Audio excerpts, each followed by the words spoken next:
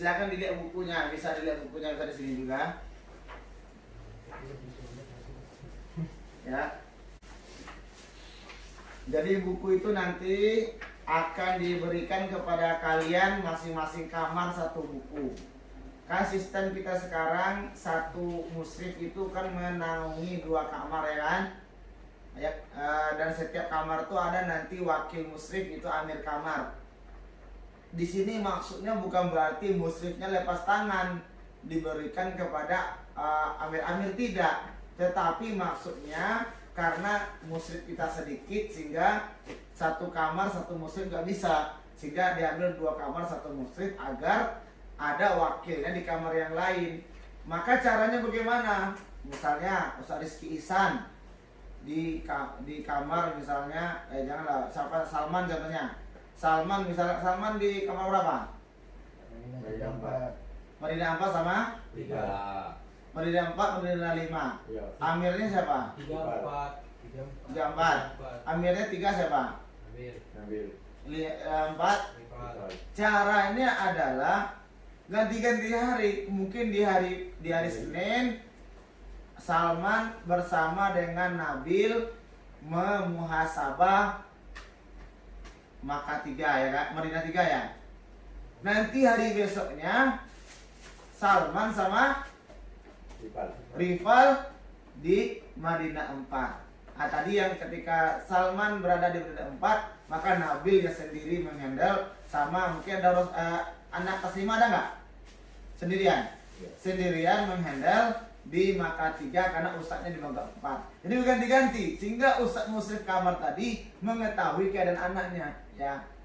Karena musrif itu 24 jam harus memantau anak-anaknya. Sebagaimana kalian jadi seorang ayah, begitu juga kalian memantau anak-anak kalian di. Jadi yang dipantau tuh bukan hanya dia makan atau minum, tidak itu, tapi juga emosionalnya, kemudian juga spiritualnya, mentalnya, itu semuanya tanggung jawab kalian.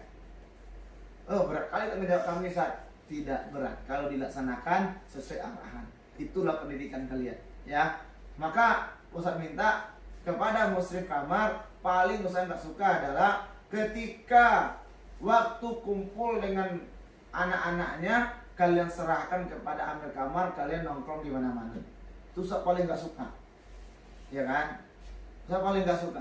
Tapi benar-benar dipantau, benar-benar kalian duduk di sana, ditanya gimana kabar kalian, siapa yang hilang dicari solusinya, sehingga mereka tuh merasa punya ayah di sini, punya orang tua di sini.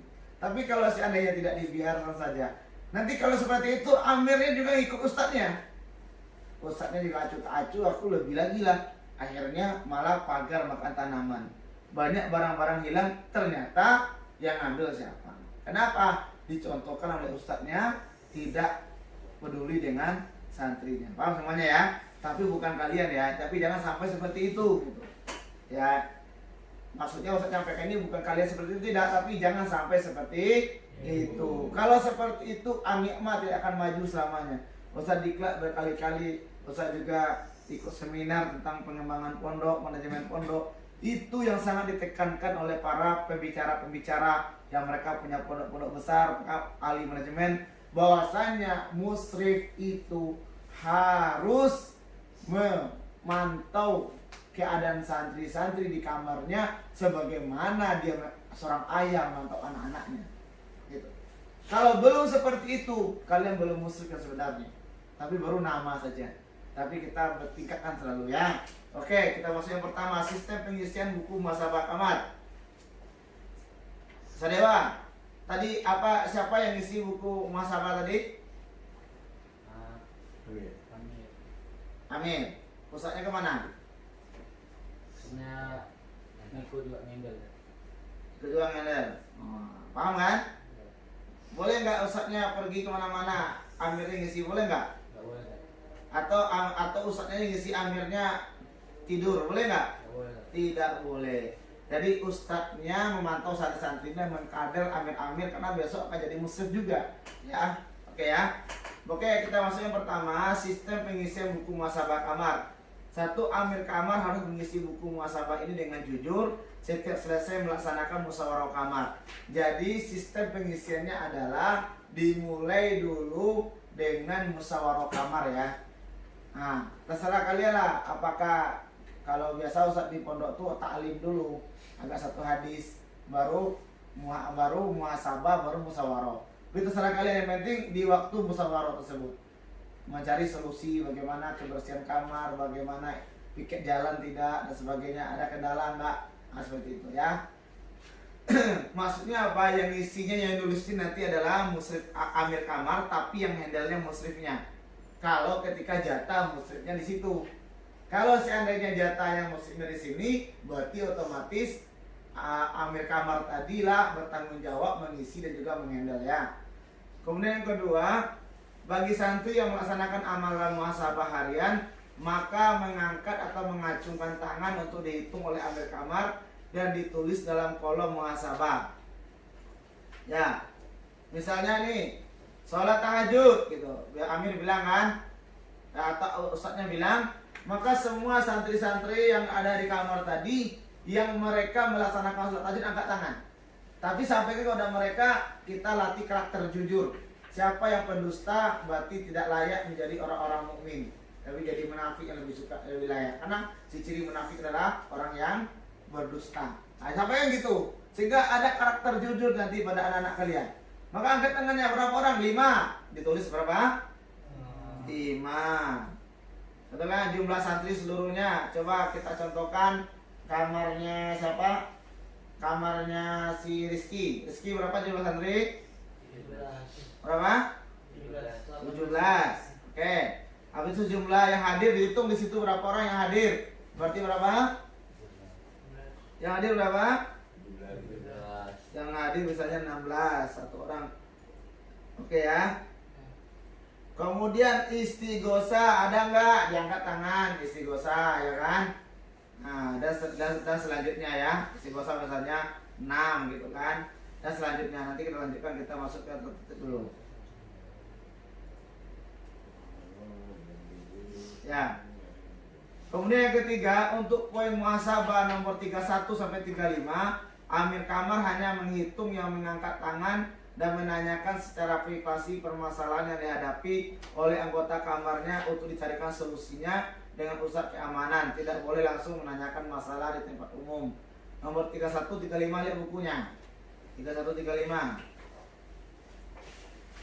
Nomor 31 35 nih. Oh, di sini nggak ada ya. Kehilangan. Coba baca di situ. 35 apa aja? Lawan gosok kepala, dibully, dipukul, tendang. Nah,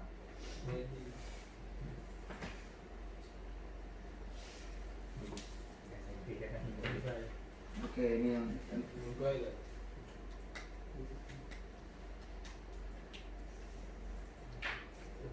ini lengkapnya ya.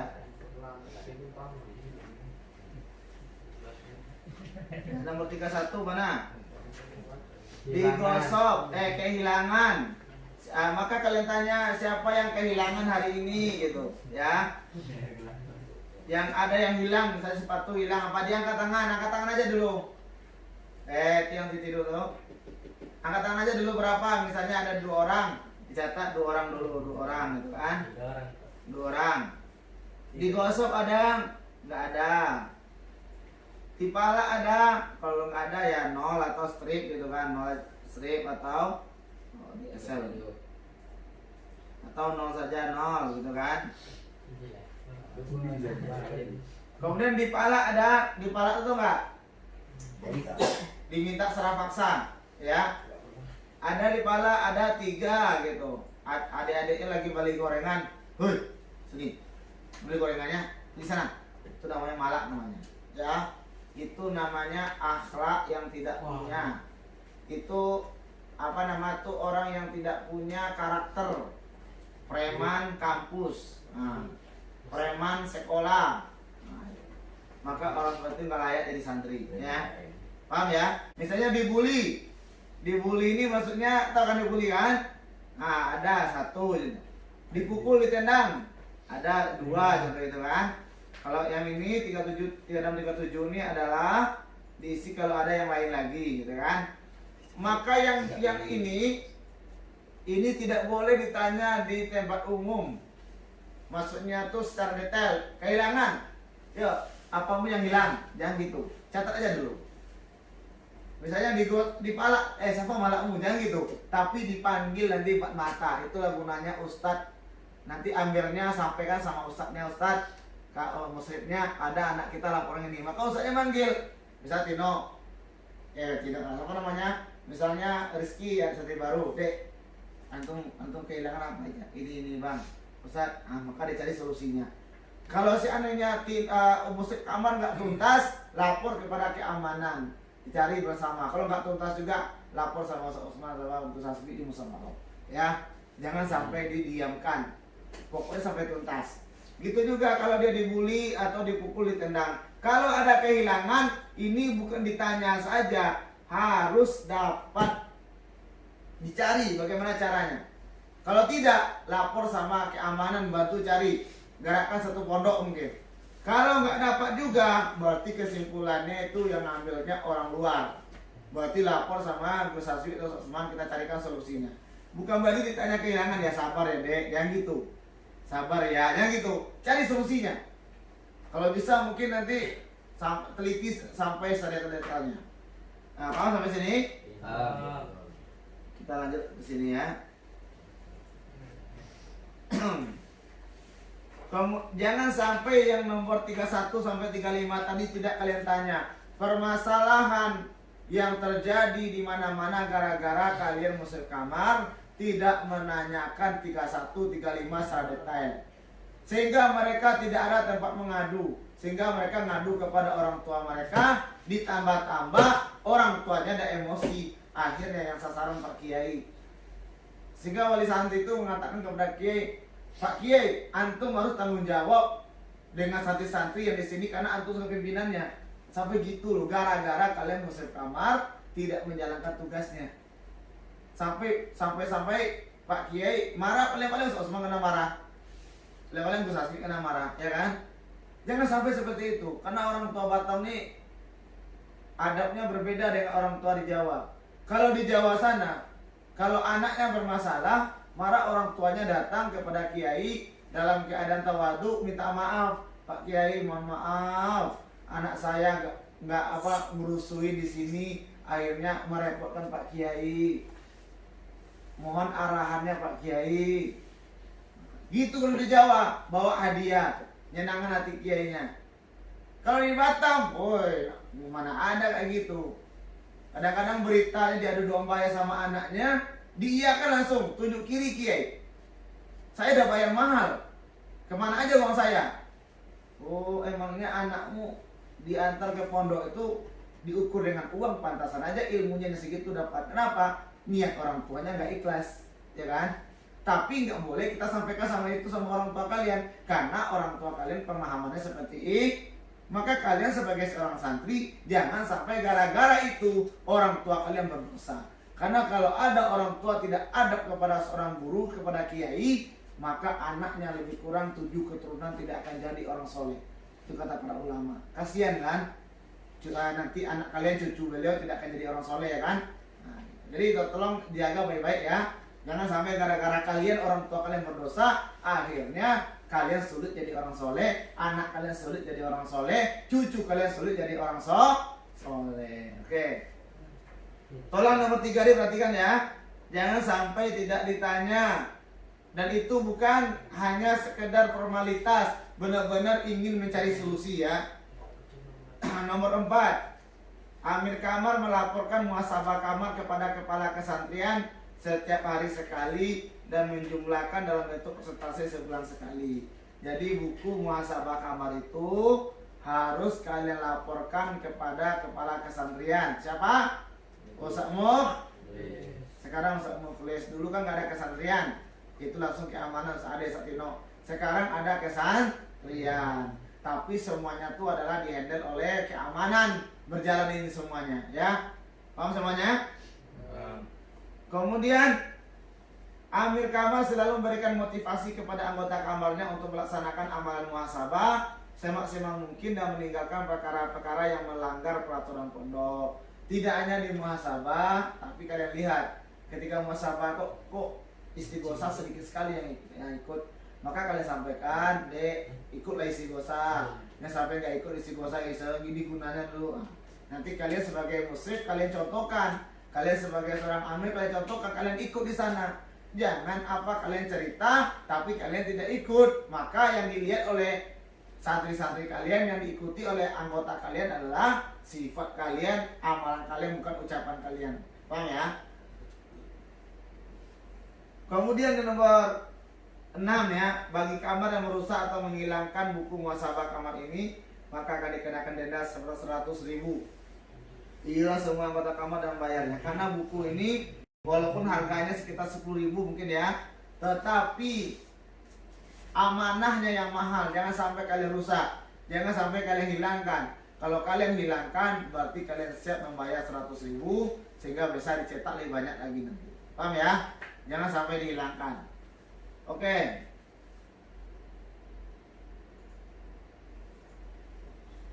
Nah, Ustaz terangkan sedikit ya, tadi jumlah santri maksud jumlah santri keseluruhan. Jumlah santri yang hadir maksudnya adalah jumlah santri yang hadir ketika acara muhasabah tersebut. Sholat tahajud tahu maksudnya? Istighosa tahu maksudnya? Ini walaupun ketika hirzian ada istighosa juga, tapi yang dihitung adalah istighosa sebelum azan subuh atau setelah sholat tahajud ya. Qabliyah subuh paham? Sholat subuh berjamaah paham? Ini yang dihitung berjamaahnya ya, bukan sholat subuhnya. Walaupun kalian sholat subuh tapi di kamar sendiri, maka tidak dihitung, yang dihitung berjamaahnya ya. Paham ya? Kemudian zikir pagi petang, ini yang sering kalian salah nih. Ya, siapa yang masih ingat apa yang masuk zikir pagi petang? Al-Maksurat. Al-Maksurat. Siapa lagi? Berkali-kali saya sampaikan dulu, masa lupa lagi. Yasin. Siapa lagi? Tiga kul. Waduh, pada kemana kalian? Selawat, istighfar. Siapa tadi? Istighfar. Siapa bilang selawat istighfar tadi? Acong. Antum udah keluar 3 hari, udah 1 hari, 3 hari dulu apa itu? Apa ya zikir pagi petang? Hah? Jadi zikir pagi petang itu adalah membaca tasbihat 100 kali pagi dan 100 kali petang. Apa tasbihat? Subhanallah walhamdulillah wala ilaha illallah wallahu akbar. Atau ditambah lagi la haula wala quwwata illa billah juga boleh ya. Yang kedua baca sholawat 100 pagi 100 petang. Minimalnya Allahumma sholli ala sayyidina Muhammad. Yang lengkap Allahumma sholli ala sayyidina Muhammad wa ala ali sayyidina Muhammad. Kenapa mau ke Sayyidina Ustaz? Saya Muhammadiyah Ustaz. Ya enggak apa-apa. Kalau Muhammadiyah hilang Sayyidina enggak apa-apa, ya kan? Saya salafi Ustaz. Enggak suka sholawat. Nah, kalau enggak suka tuh enggak tahu Ustaz. Ya kan? Oke. Jadi walaupun kalian Muhammadiyah, walaupun NU tetap dibaca sholawat ya. Karena sholawat itu kita diperintahkan oleh Allah, innallaha wa malaikatahu shalluna 'alan nabi ya ayyuhalladzina amanu shallu 'alaihi wa sallimu taslima. Ya kan? Kalau seandainya nggak mau sholawat ya repot juga kita ya. Tapi pondok kita menjunjung tinggi sholawat ya. Masya Allah. Apa bacanya? Minimal Allahumma sholli ala sayyidina Muhammad wa ala ali sayyidina Muhammad. Kalau kalian nggak mau baca sayyidina nggak apa-apa, Allahumma sholli ala Muhammad wa ala ali Muhammad. Tapi santri-santri Ustaz anjurkan semua baca sayyidina ya. Kemudian yang ketiga apa? Istighfar 100 pagi dan 100 petang. Apa istighfar? Astagfirullahaladzim atau astagfirullah minimal. Astagfirullah. Kan cepat itu, lama itu ya. Tapi sebenarnya kalau ada waktu nanti saya jelaskan apa makna di balik zikir itu. Panjang dia, usah bahas di sini ya. Nanti kalian nggak jadi tidur nanti. Ya. Kemudian sholat duha paham? Sholat qabliyah zuhur? Ini paham kan? Paham. Qabliyah asar? Sholat di asar? Ada? Nggak ada ya? Ini paham. Sholat maghrib berjamaah. Sholat qabliyah maghrib. Sholat qabliyah isya. Sholat isya berjamaah. Sholat ba'diyah isya. sholat witir. Sekarang itu sholat witir kemarin musyawarah ya dengan Mas Ajis. Jadi sholat witir itu sekarang buat dibuat berjamaah saja setelah dia Isya langsung sholat berjamaah di masjid ya. Maka kepada Tamir, Nanda, halo, masya Allah, jangan kepalanya. Jadi Narendra besok jangan lupa sholat witirnya tuh setelah dia Isya langsung berjamaah witir agar tidak setiap hari saja setengah tegang oleh leher beliau mengingatkan sholat witir ya. Oke, berjalan. Nah, kemudian puasa ini kan tidak selamanya. Kalau kita ini sebenarnya ada sunnah pondok Imani, puasa sunnah Senin Kamis, puasa Daud bagi yang mampu. Kemudian puasa di hari-hari yang disunahkan puasa. Maka kalau ada puasa hari itu maka dia diceklis, kalau tidak. Baca Al-Quran setengah juz. Ini baca Al-Qurannya kurangi jadi setengah juz ya. Karena satu juz tidak ada yang sampai satu juz. Setengah juz saja. Barang siapa yang ada baca setengah juz maka di sontreng kalau itu. Halo. Berapa tadi baca Qurannya Nabil? Setengah juz. Kemudian baca ayat Izzi pagi. Yang pagi ini bisa lagi ya, nggak pagi sore lagi ya, pagi ya. Yang pagi siapa baca itu Izzi? Ini harus dibaca. Ini ciri khas pondok kita sekarang. Baca ada penjagaan dengan ayat Izzi. Jangan sampai kalian tidak baca. Ini benteng kita, ya. Di benteng utama kita sekarang yaitu baca ayat Izzi. Karena di situ banyak keutamaan baca Al-Quran atau ayat, hadis, doa-doa orang-orang soleh, ya kan? Kemudian baca Izzi sore. Nah, sedekah di sini maksudnya bukan senyuman ya. Walaupun senyuman itu sedekah, tapi yang dimaksud itu yang sedekah yang berupa material ya. Sedekah, katakanlah semuanya. Kenapa? Senyum, nah kan gitu ya. Kemudian adab tidur. Ada adab tidur nih yang minimalnya mereka tidur adab ini adalah tutup aurat. Kemudian baca doa sebelum tidur tuh minimal. Kalau bisa maksimal. Sesuai dengan kita muzakarokan ketika dakwah kan, ketika huruf kan. Kemudian memuliakan guru. Memuliakan guru ini bisa termasuk ada khidmat gak sama guru pada hari itu. Ya. Misalnya Rozi. Apa? Rozi suruh misalnya ngambil buku setoran tahfiz. Nah, berarti ya tuh, angkat tangan. Atau Sadewa mobil Gus Asbi lagi datang mau dibukakannya apa namanya pintu garasi mobil tuh. Ah, berarti masuk khidmat. Misalnya siapa namanya Ferdila lagi gitu ya. Ferdi gitu kan. Ah, misalnya Ustaz Sanjur kan lagi capek-capek bawa barang belanja diangkatnya batu ya, ya. Oke ya, membantu orang lain, masuk orang lain ini di sini adalah selain guru ya. Kalau guru udah masuk di sini ya, orang lain. Nah, Pak Yono gitu kan. Nah, terus misalnya Bang Jakpar gitu kan. Pak Tejo lagi angkat acaranya Uncu gitu kan. Pak Firman. Nah, Uncu Firman lagi mau mengantar nasi, langsung Arif datang. Bisa masuk sini ya. Buang sampah ke tong sampah. Ini tahu paham kan? Minum air 5 gelas. Ini gelas standar ya, bukan gelas Stanford. gelas standar. Nah, ini kehilangan dan sebagainya. Oke. Barangkali itu saja yang saya sampaikan. Nanti bukunya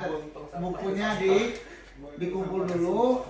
Nanti biar Gus Asbi yang langsung membagikan nanti kapan dilaunching kalau Gus Asbi. Ya barangkali itu yang dapat saya sampaikan pada kesempatan ini. Semoga apa yang saya sampaikan ini bermanfaat bagi diri kalian. Dan saya minta kepada kalian, mari pupuk jiwa perjuangan. Mari pupuk jiwa perjuangan. Perjuangan itu tidak luput dari pengorbanan. Kalau kalian ingin berjuang tanpa pengorbanan, maka kalian tidak akan bisa jadi pejuang. Ya, maka Ustaz minta berkorbanlah kalian untuk agama, berkorbanlah karena Allah Subhanahu wa taala. Allah tidak akan sia-siakan pengorbanan seorang hambanya. Allah tidak akan sia-siakan amalan seorang hambanya. Tapi kalau kalian katanya berjuang tapi tidak mau berkorban, korban ngantuk, ya kan? Seharusnya yang lebih mudah, yang lebih mujahadat Ustaz sebenarnya, Ustaz yang nyampaikan materi, menyiapkan materi, ya kan? Tapi kenapa kok kalian pula yang ngantuk, ya kan? Jadi itu bersabar juga kita. Ketika belajar sampai selesai, ketika belajar dipahami, itu juga butuh perjuangan. Ketika ada musyawarah kita hadir, ketika ada tugas kita yang paling dahulu ngambil tugas itu namanya pengorbanan. Kalau kalian biasa berkorban, nanti di mana saja kalian berada, kalian akan bisa menyatu dengan siapa, asalkan kebaikan. Tapi kalau jiwa kalian jiwa pecundang, jiwa yang ingin enak, sepenak dewe SPD, sepenak udele dewe. Kalau seperti itu, maka kalian di mana saja akan menjadi sampahnya masyarakat. Sampah makanan masih bisa diolah jadi kompos. Tapi kalau kalian sudah jadi sampah, kalau manusia sudah jadi sampah, maka tidak akan digunakan lagi oleh orang lain. Itu saja saya sampaikan kepada kalian. Semoga kalian semangat semuanya, insyaallah. Ada sampai sini ada pertanyaan? Masih. Buku yang sudah kumpul semuanya? Ustaz Tino ada pertanyaan Ustaz Tino? Atau ada tambahan Ustaz Tino? Kan kebanyakan Ustaz Tino. Ya oke, gitu saja. Nanti juga ada videonya, nanti kalau mudah-mudahan juga bisa. Kalau ada salah maaf, dan juga sayang sama kalian semuanya. Masa ingin kalian tuh lebih hebat pada guru-guru kalian.